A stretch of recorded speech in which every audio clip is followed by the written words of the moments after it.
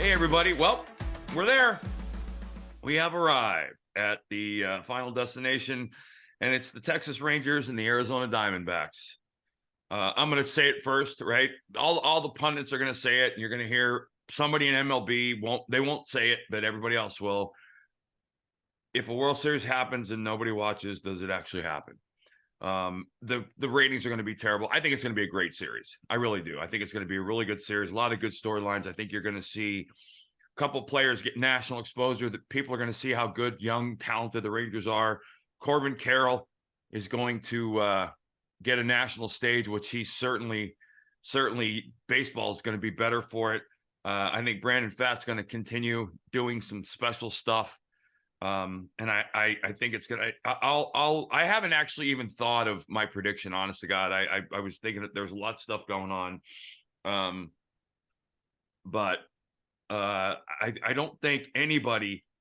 Well, no, nobody saw this coming. Nobody saw Houston comes back and gets on the verge of going in, and then Texas wins the final two to go in. Nobody saw that coming, and then Philly goes home up 3-2 in the hardest environment in baseball to win in and loses twice.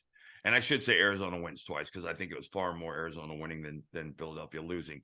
But two teams that have earned the right to be here. And I always say this, and you can, as a fan, you can bitch and moan and argue. The two best teams play in the World Series every year. Not statistically, because you can go back and look at a million different situations where the better team statistically wasn't in the World Series, but that's not how October works. The two best teams in October get there, and they're there. And I'm going to start in the ALCS, and I'm going to start with this, Bill and John. I went back and watched. Well, the first thing I did was because I vaguely remember watching it, but when Garcia gets hit by Abreu in Game 5, I went back and looked, and I stopped it. I couldn't remember the situation, but I stopped the video before the pitch and took in the surroundings. It was 4-2. The Astros were trailing 4-2. I want to say Garcia hit the home run in the 6th and did the whole bat flip, act like an idiot kind of thing that we now know happens all the time. But it's now the 8th inning, and it's 4-2. Garcia's coming back up. The Astros are pitching. They're down 2. It's the bottom of the 8th. Nobody out. He's the leadoff hitter. So from a statistical perspective, from a circumstance perspective, I look at this and say, there's absolutely, unequivocally no way you would intentionally hit the leadoff hitter in this situation, especially with your offense, right? You're Houston's offense. You're in a situation to win. All the things that go with that. There's no way you hit this guy. And then I watched the pitch, and I have come to the conclusion there's absolutely, unequivocally a 1,000,000% chance that it was 100% on purpose. 100%. No chance it was an accident. He might have been trying to come up and in, but you could watch the release and you could watch the ball flight. There's not a chance in hell that it wasn't 100% on purpose. Anybody saying different is lying. All right. I did the job long enough to know what it looks like. And that's what it looks like. That pitch never had a chance of not hitting him. Okay. So then my first reaction would have been, I would have loved to have seen Dusty's face immediately after the pitch. Because I don't think Dusty, and Dusty's an old school manager, but I don't think Dusty by any stretch went up and said, hey, dude, knock him on his ass. But I won't rule out that somebody might have said, hey, or Dusty, one of the coaches might say, hey, listen, if you get the opportunity, why not? I mean, he's being an idiot. Blah. I don't think that happened. And I don't think Dusty did it. But I 100% guarantee you, without a doubt in my mind, in any capacity, that was 100% on purpose. And basically what you did was you hit and created the series MVP. This guy is a special talent. His story is like a lot of Cuban players. It's an absolutely fascinating. I don't know, Bill, you know his story? Oh, yeah. Yeah. He went to Japan, had to give all of his earnings in Japan back to the Cuban government. It's unbelievable. it's a story played over hundreds, if not a couple thousand times by Cuban players everywhere. What they have to do to come here is amazing. The showboat stuff that he does, you know what? Tough. You guys, as players, you've accepted it. You've allowed it to happen. You've fostered it. You've nurtured it. Now, listen, the Astros don't do it. I mean, there was a good video showing Altuve homering and Garcia homering and the difference in their home run trots and all the things that go with that. But hey, this is your modern baseball. This is what you guys wanted. As players, you police yourself. Listen, and I agree. I would have issue with the way Garcia celebrated is if I'm pitching and he hits it off me. I never had, for the most part, but that was just ridiculous. However, having said that, you play them 13 times next. You have every opportunity. You could hit him every at bat next season. You don't do it in October.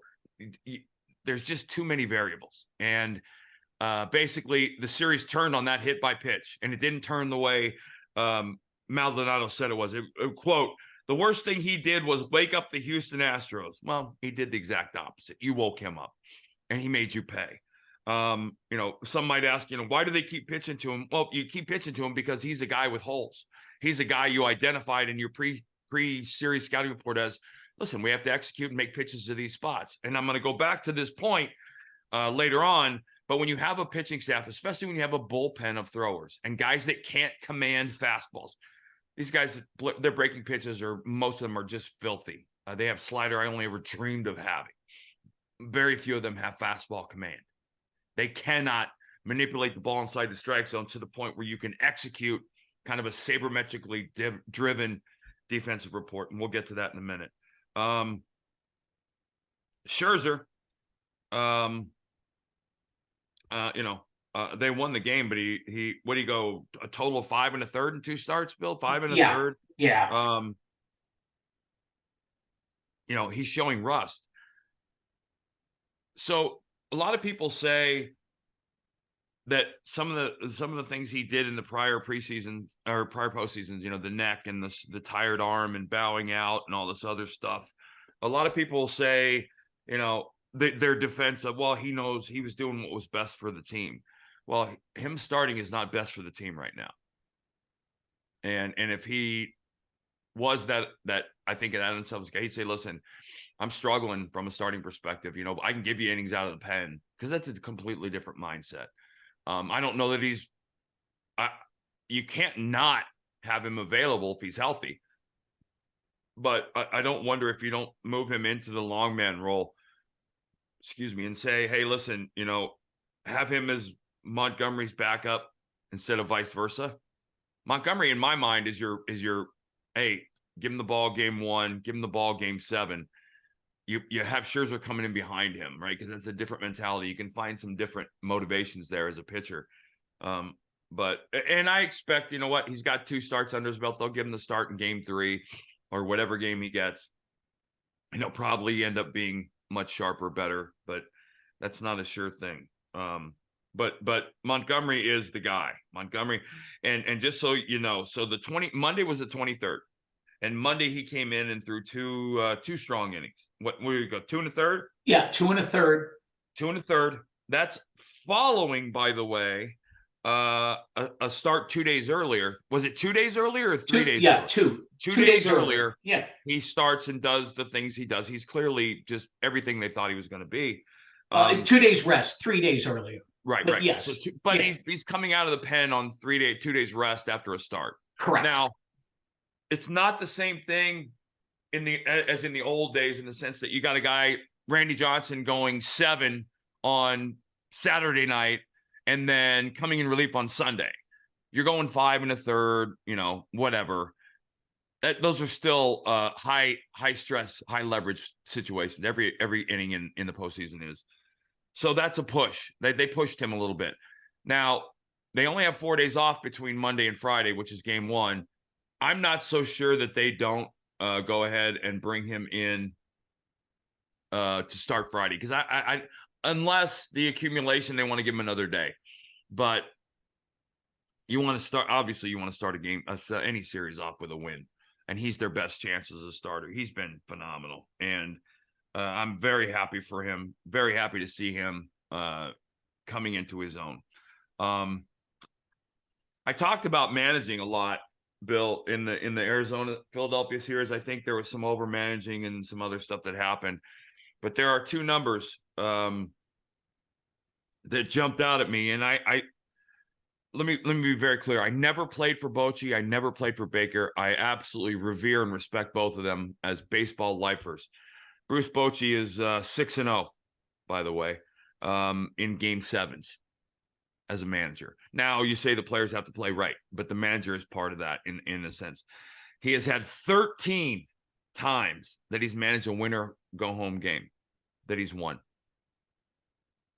That's not a coincidence. And that goes back to one of the things I think everybody was hitting on was coming in with them down 3-2. Everybody's talking about Bochy's demeanor. Bochy's demeanor is who he is. I mean, granted, he has the largest head of any human to ever wear a baseball hat, but there's a lot of brains in there. He is a calm. I love him. I loved him. I played for him in an all-star game. I loved everything about Bruce Bochy. And the calm demeanor he has, absolutely, very much like Terry Francona. Their demeanor, players don't ever get overworked psychologically under Bruce. They won't. They can't, because he doesn't. And he's like, when you manage for 117 years like he has, you've been everywhere. You've seen everything.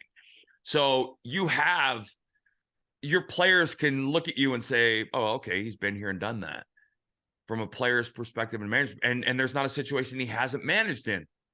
So when he's calm, everybody else is calm. When he's walking, around and talking about, and I think I might have made this point before, Bill, but I thought the turning point in 2004, when we were down 3-0 to the New York Yankees, the turning point for me psychologically was flipping on the in-house TV and watching Terry Francona start his interview. And somebody said, what are you going to do? And he said, what do you mean? We're going to show up tomorrow. We're going to play our asses off. Totally calm, as if, yeah, of course, this is how we're going to do it. And it just conveyed this sense of, oh my God, it really is that easy. And we just have to show up and play better tomorrow. And I think Bochy brings a lot of that. Well, in game 7, when he went out to take Scherzer out after 2 1/3, I expected histrionics. He just kind of looked at him and put his hand out, and Scherzer just handed him the ball and walked away. And it was, like you said, the calmest thing in the world. Bruce decided that it's over. All right, here we are. Give me the ball. We're fine. Next guy, whatever. That you don't do that. And you can watch Lovello and you can watch Thompson and Dusty. Dusty's kind of calm too, but Boch has another level of calm to him. And I think it's who else is for the most part that way is Bob Melvin. The calm demeanor thing, and it's a huge thing, especially in October. And I thought Boch had it. On the flip side, I believe, if I'm not mistaken, correct me, Bill, Dusty's never won a game 7. No, he never has. Yeah, and I think you can go back and look at different situations, and that I don't know if you can lay it on him, because like I've always said, the player's got to play. I think it wasn't Russ Ortiz he took out and told him to keep the game ball. And that was game 7 against the Angels, right? Yeah. But Dusty's a guy who, if you talk to players that played for him, for the most part, I haven't talked to anybody that doesn't. He's reveled in circles. He's revered. He's admired. Everybody that plays for him loves him. I always thought he was a cool dude. I loved him, man. He was just old school with his toothpick. But there are certain times in a winner go home game when you have to do some things, and you have to manage. I think in October, there's more of a gut to managing October than there is in the regular season, because everything's magnified, and it's not just in your head, it's in everybody. People magnifying situations like that. That's not just them. Everybody's magnifying situations. Some guys relax, some guys breathe harder. He's been in the big leagues for 45 years. He started when he was 19. Right. So he's got 29. He was 29. So 45 years ago. Wow. Yeah. I mean, Silver Slugger twice, World Series once with the Dodgers. Yep. He's definitely going to the Hall of Fame. No, he's a Hall of Famer, and he should be. He's a guy who, Dusty's a baseball lifer, by the way. Dusty will never leave the game, I don't think. He may go fishing for a while, but he'll be back advising somebody. I think I don't know. Listen, here's the thing. You wonder sometimes why guys will retire at the peak or whatever. They retire because it's so damn hard. The offseason is so hard. There's no rest, no break, nothing, none of that stuff. For a 74-year-old man, a Major League Baseball schedule is incredibly challenging. Incredibly challenging. The wear and tear is real. You play over 200 games in less than 220 some days, counting spring training. It's hard on a 74. It's hard on a 54-year-old man. So I wouldn't be shocked if he walked away, but I also, knowing him, he's got a team that he can be right back here next year. So maybe he doesn't walk away from that. And then, my God. So we're doing this the day after Game 7 in Arizona or in Philadelphia. And they were 125-1 odds to make the series. They had a minus 15 run differential during the season. They only won 84 games. The bigger bet to me, the biggest bet in all was, I don't know what the odds were for Arizona going to Philadelphia down 3-2, but I don't think they were probably really sexy if you were betting on Arizona. Nobody, I don't think anybody except the Diamondbacks saw this coming. Philadelphia has been a nightmare for visiting teams. I didn't expect it to be any less loud, and it wasn't. It was thundering. 6-0 in this year's playoffs at home. And a postseason record in that ballpark that's, I think, the best ever for over 20 games. But their 3-run second against Nola in Game 6 was the end of the series for Philadelphia. We just didn't know it at the time. But I'm going to talk about Game 7 a couple times. So let's be real. Brandon Pfaadt is your, if I need a guy in Game 7, he's my guy. He's got baseball IQ.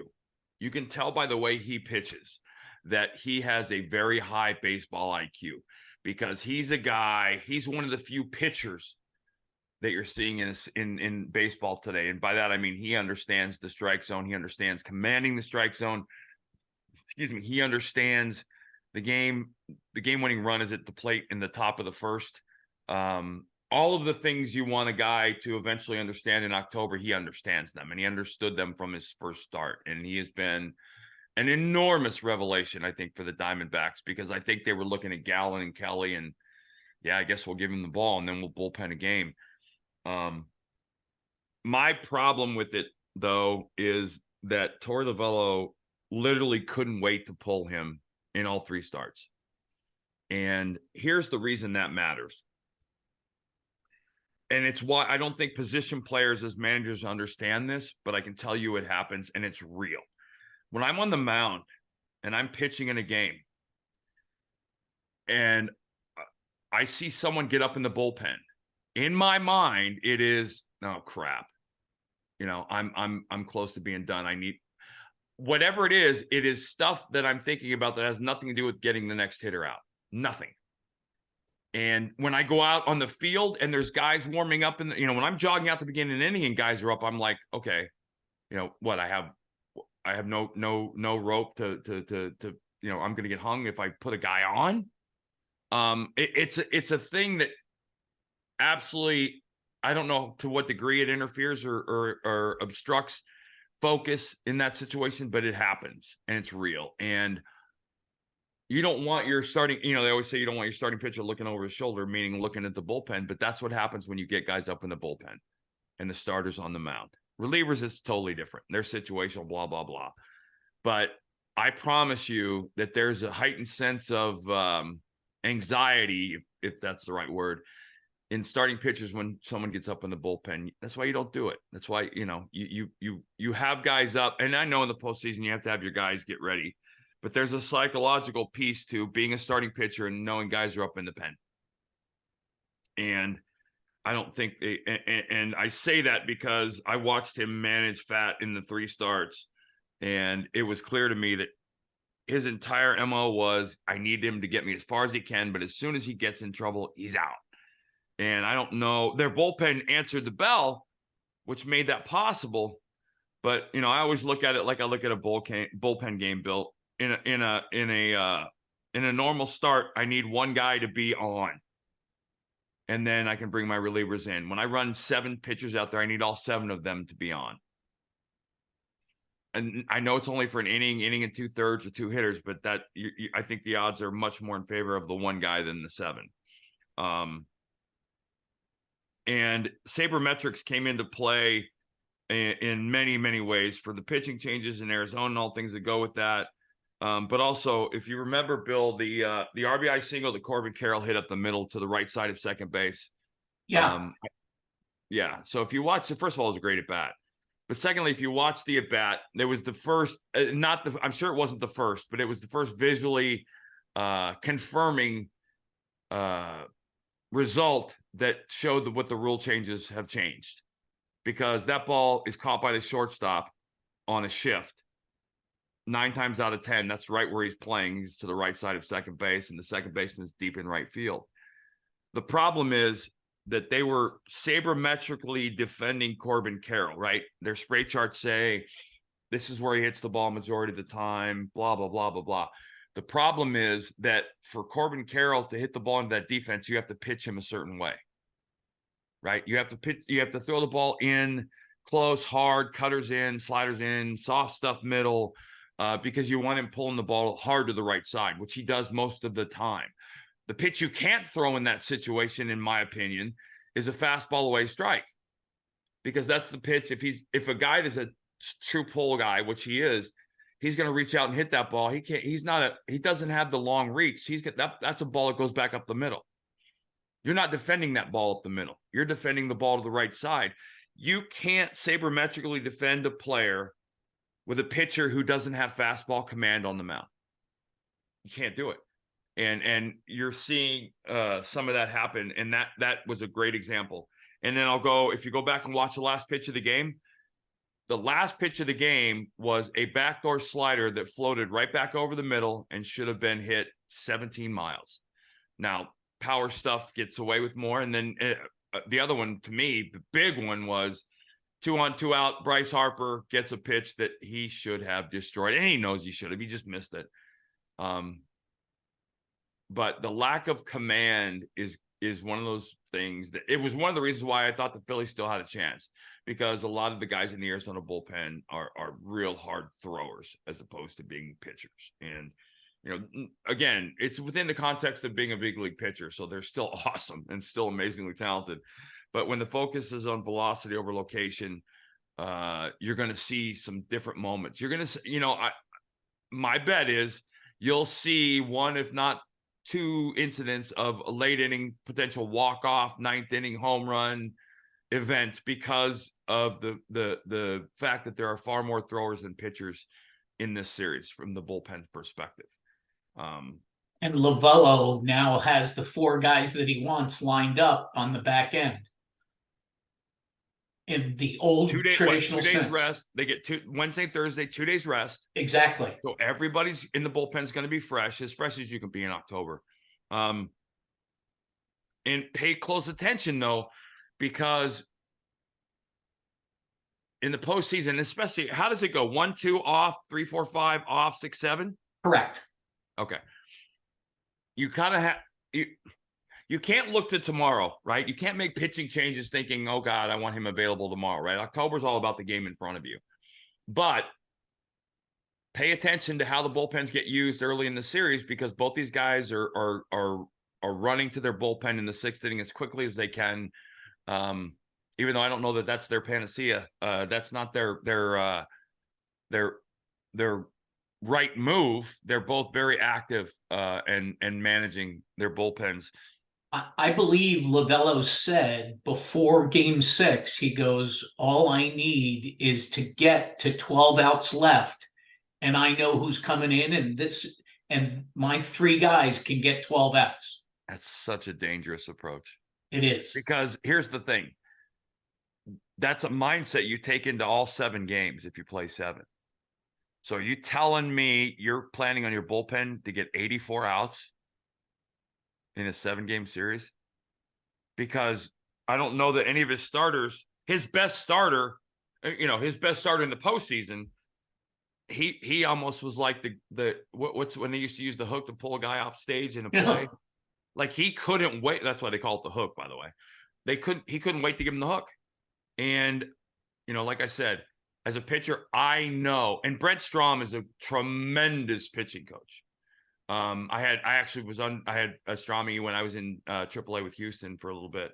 Love the guy, great guy, had a tremendous career as a pitching coach. I know that Brent knows that when you don't want your pitchers doing anything but thinking about the hitter. And when they're thinking about, oh my God, I only have one, you can't do that. You can, and they've done it, and they're in the World Series. But the fact of the matter is, I don't think it's conducive to getting the most out of your team. In the last 2 games, Schwarber, Turner, Harper, and Castellano. Schwarber, Turner, and Harper went 1 for 20 with 4 walks and 7 punch-outs. Castellano was 0 for his last 22. Turner was 0 for his last 13. I don't credit that to them failing nearly as much as I do to Arizona executing. I didn't see it coming. I got to tell you, I really didn't. I thought for sure Philly would find a way. But we're seeing something that's unique. Another rules impact. Arizona had 166 stolen bases this year. And they stole 4 in Game 6 and Game 7. And it's one of those, Bill, you and I were talking about, do they pitch to Carroll, pitch around Carroll, blah, blah, blah. But I got to tell you, the way that Philadelphia Realmuto wasn't throwing Carroll out. So if you're going to put Carroll on, he's on second. And you're a wild pitch from him being on third. And you're an error away from him scoring. Arizona introducing the running game to the extent they have in the postseason is very unique. Because if you look at the arguments prior to Moneyball, the sabermetrically driven managers and teams despised giving away outs on the base path, especially caught stealing. Harold Reynolds wouldn't be running half as much today as he did when he played, given how many times he was thrown out.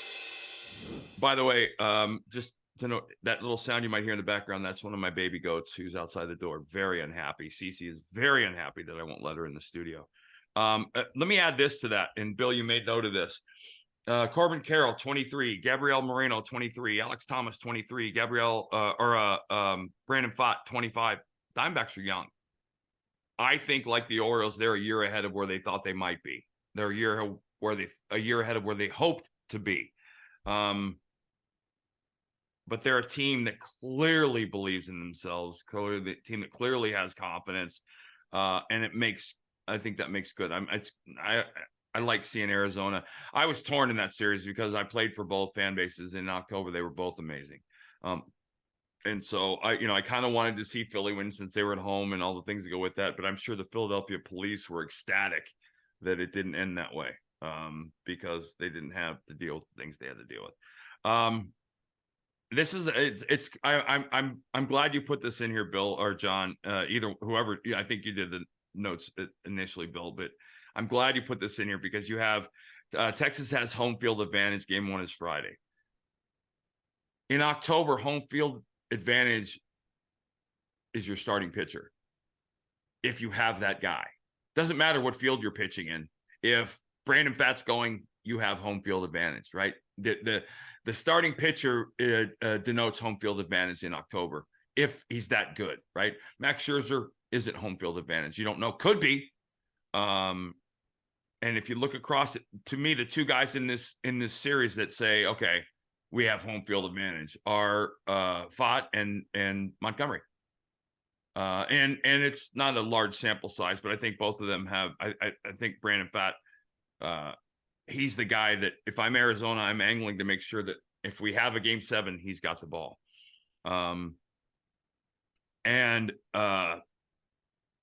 if you're Arizona, you're feeling pretty well, both teams, right?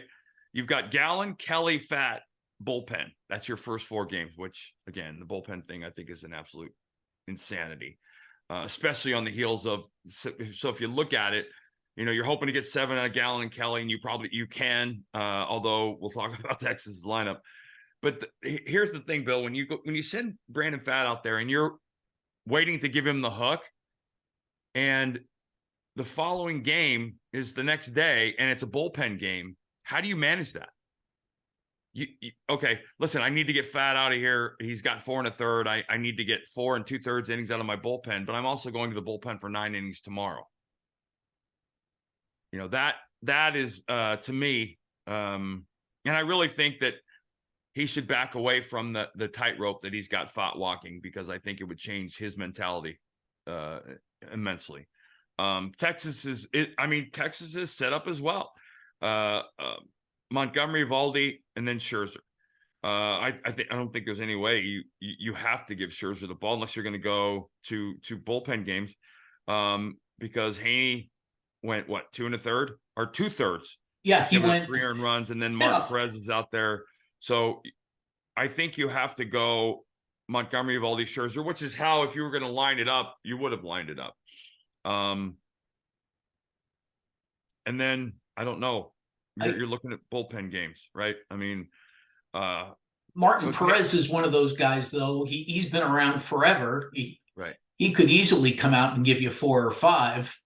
I just laugh. I know you're saying that in full honesty, but I laugh when I hear that comment. Oh, he could definitely go out there and give you a solid 4 innings. It's like, really? But that's where we're at. That's where we're at. And I'm not kicking kids off my lawn. That's where we're at. Both bullpens have been good. Watch Chapman in a situation. I think if you see Chapman in the series, you're going to see him with a clean inning, in the sense that he's not going to be brought in the middle of an inning with his command. But Spores is pitched well. Right. They're both bullpens are throwing well, and for the most part, it's a new series, and you're in the World Series now, and so, like I said, I've won and lost World Series. I've been on teams that have won both, done both, and it's just a different feel. I mean, there's disappointment if you lose the World Series, but it's not like anything else because you're there. And then you've got Carrol, who, again, the world's going to see a very special player in a very small container. And by the way, I find it hard to believe that this has kind of gone under. It hasn't really gone under the radar, but it's something that not a lot of people have talked about. Kendall Marte has never played in a postseason game and not gotten a hit. If he gets a hit in his next game, he ties the all-time record for 17 consecutive postseason games with a hit. So, I mean, it's going to be interesting to see how, if Lovullo overmanages, because I don't think he has the ability to undermanage. I think he has the ability to manage and potentially overmanage. And again, that's a slight criticism in the context. They're in the World Series, so he's clearly done a whole lot of things right. But you'll see little things and small decisions in June that are monumental in October. Hitting a guy that showed off on a home run. Change the series. So, and just talking about the Texas lineup, I mean, we said it in the series, they're deep, they're powerful, and they're young. And it's top to bottom. It's a relentless lineup. It'll be very interesting to see how Gallen navigates or tries to navigate this first time through. But it's going to be, I think it's going to be a very, very good series. And, well, it's the best lineup that the Diamondbacks have faced in the playoffs. It's better than the Brewers. It's better than the Dodgers. Yeah, it's better than the Phillies. It's deeper than the Phillies. Right. Yeah, no, the Braves were the one team in baseball that had a lineup that was probably Braves and the Dodgers, maybe. Maybe Dodgers. But Texas is it wasn't this way the whole year. And by that, I mean, like, you weren't looking at them launching at the beginning of the season saying, oh my God, 1-9, these guys are insane. But now you're looking at them going, oh my goodness, these guys are insane, 1-9. And, then the managers. And like I said, the commentary I give you about Lovello is all got to take it in context. My criticisms are minutia in some cases because they're in the World Series. So he's pulled a lot of right buttons and pushed a lot of right buttons. But ultimately, both of these managers are here because their players have played. Their players have responded to the roles and the jobs and the assignments their managers have given them. I'm gonna think here for a second, but if I'm looking at it on the face before deep thinking, I'm gonna say Texas 4-2 in 6 or 4-3 in 7. I think I'm not sure that Arizona can keep up with them over a 7-game series. I won't be stunned either way. There's no upset here, I don't think. I'm not sure what the betting odds are, but I'm probably going to guess that Texas is the favorite. Texas is favored, but not a huge number. Right. Either one winning is not going to stun somebody. Correct. I would like to see either one winning in a way that stuns everybody. I'd love to see a 7-game bottom of the 9th walk-off kind of thing. And it would be very cool if it was Arizona that did that again. But it won't be because they'll be in Texas. But I'm thinking 4-2. I'll tell you what would shock me, a 4-0 series. I would be stunned if either one of these teams just went 4-0. I think you're going to see Corbin Carrol become who everybody thought he was nationally. And then I'd like to see Zach Gallen take that final step into acehood.